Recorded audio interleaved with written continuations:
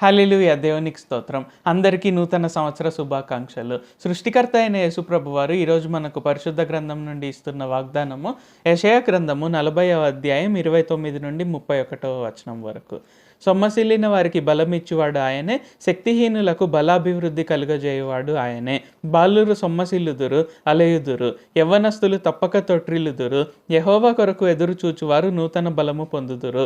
వారు పక్షిరాజుల వలె రెక్కలు చాపి పైకి ఎగురుదురు, అలయక పరిగెత్తుదురు, సొమ్మసిల్లక నడిచిపోవుదురు.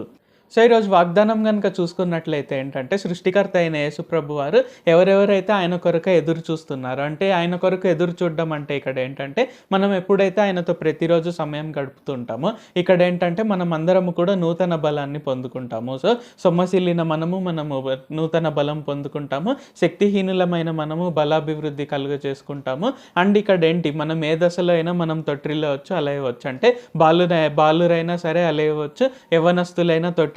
కానీ యెహోవా కొరకు, దేవుడైన యెహోవా వారి కొరకు, అంటే యేసుప్రభు వారి కొరకు ఎవరెవరైతే ఎదురు చూస్తుంటారో వారు నూతన బలము పొందుతారు.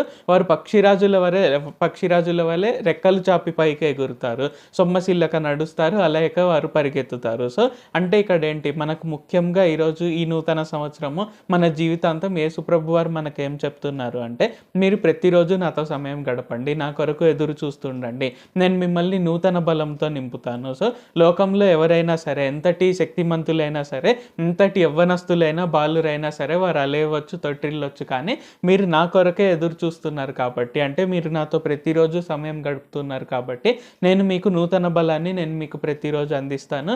నేను ఖచ్చితంగా మిమ్మల్ని నా బలంతో నింపుతాను అని యేసుప్రభు వారు క్లియర్గా ఈరోజు మనకందరికీ తెలియజేస్తున్నారు. సో మనం ప్రతిరోజు ఆయనతో సమయం గడుపుతూ, ఆయన నుండి వింటూ, ఆయన చెప్పిన ప్రకారంగా మనం జరిగిస్తూ, మనం అందరం కూడా ఆయన నుండి నూతన బలాన్ని ప్రతిరోజు పొందుకుంటూ ఉందాము. ప్రార్థించుకుందాం.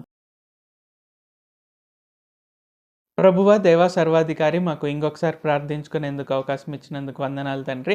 మీరు మా కొరకే చేసిన ప్రతి ఒక్క మేలుని బట్టి మీకు వందనాలు, స్తుతులు, స్తోత్రాలు తండ్రి. గత సంవత్సరాలంతా మీరు మమ్మల్ని కాచి కాపాడుతూ వస్తున్నందుకు వందనాలు తండ్రి. ఈ నూతన సంవత్సరంలోనికి మేము అడుగు పెట్టుచుండగా మీరు ఖచ్చితంగా మీ కొరకు ఎవరెవరైతే ఎదురు చూస్తారో వారికి అందరికీ కూడా నూతన బలాన్ని ఇస్తాను, పక్షిరాజుల వలె రెక్కలు చాపి పైకి అంతగా బలాన్ని ఇస్తాను అని తెలియజేసినందుకు వందనాలు తండ్రి. కావున ఈ ప్రార్థనలో పాల్గొంటున్న ప్రతి ఒక్కరం కూడా మేము ప్రతిరోజు మీతో సమయం గడుపుతూ, ప్రతిరోజు మీ కొరకు ఎదురు చూస్తూ, మేము మీ నుండి నూతన బలాన్ని మేము ప్రతిరోజు పొందుకుంటూ, పక్షిరాజుల వలె రెక్కలు చాపి పైకి ఎగురుతూ, మీ శక్తితో, మీ బలంతో మేము అలయక, సొమ్మసిల్లక మేము నడుచుటకు, పరిగెత్తుటకు సహాయం చేయండి. నజరేయుడైన సర్వశక్తి గల యేసుక్రీస్తు నామంలో ప్రార్థిస్తున్నాం తండ్రి. ఆమేన్. Thank you Jesus. దేవుడు మిమ్మల్ని ఆశీర్వదించును గాక.